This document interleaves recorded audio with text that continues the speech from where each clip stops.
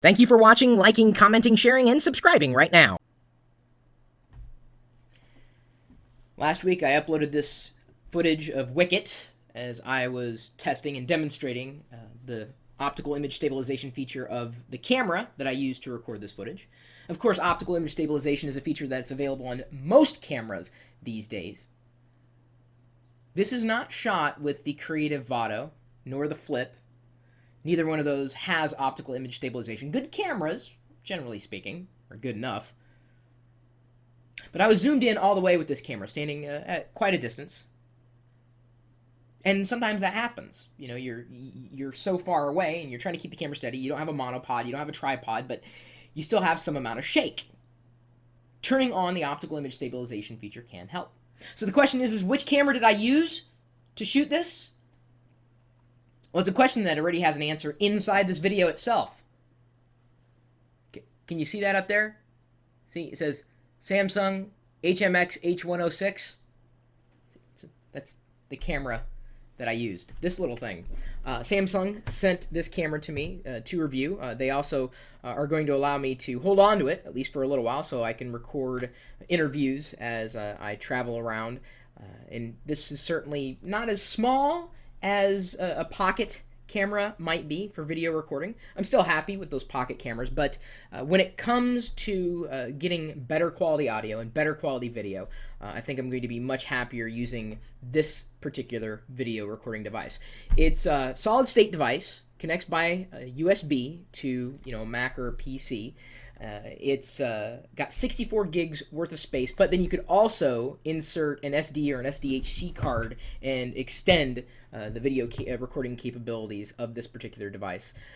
It's got, as I kind of pointed out, a 10 magnification optical zoom, not digital zoom. Also shoots stills at 4.7 megapixels, which is sufficient. I'm pretty happy with the low light, I guess, capabilities of this particular video recorder. It does record full HD at 1920 by 1080. That is, I believe, in interlaced. Then they have a progressive 720p. It's 1280 by 720. That's kind of the HD resolution of YouTube, which, of course, this video is not being recorded in. The video that I recorded here was shot with this particular device.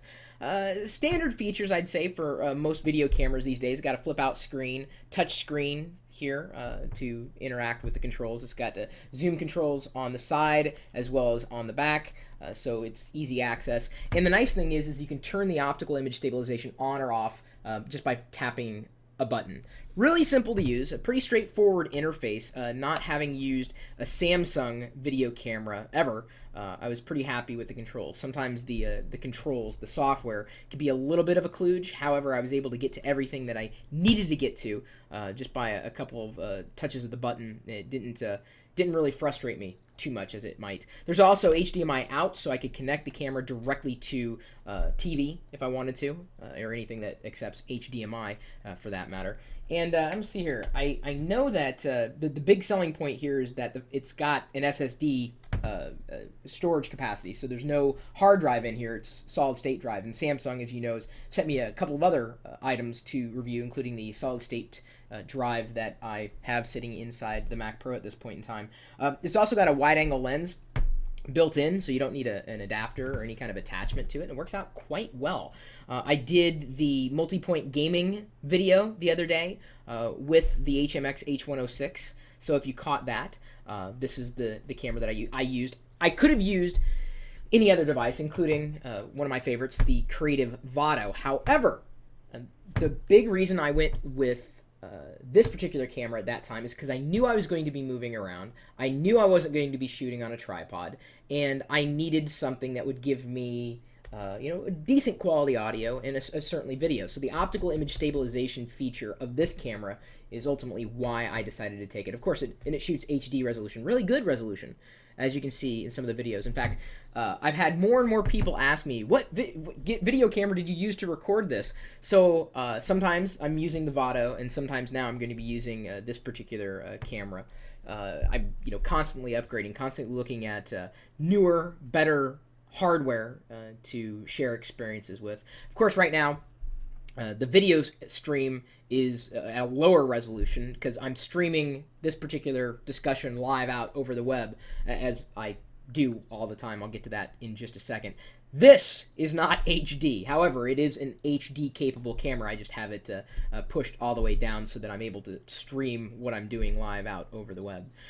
So, yeah, I'm pretty happy with this. Of course, I'd love to take a look at any piece of hardware. I couldn't afford it all, so that's why I'm very thankful to get review units when I can, because so many people ask me, Chris, what do you use? I'm like, well, sometimes I have to buy it myself, and sometimes I'm lucky enough to get a review unit that I eventually have to send back.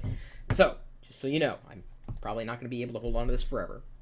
Kind of sad, isn't it? Yeah. My email address, chris@pirillo.com. What video camera do you use? And if you do, does it have optical image stabilization? I know, SSD, it's a big deal, huge deal, because it's fast, no moving parts, longer battery life, but I'm telling you, the optical image stabilization feature, I think is just, just absolutely necessary in combination with all these other features that, well, now Samsung certainly has. If you know a camera that's similar to this one, let me know.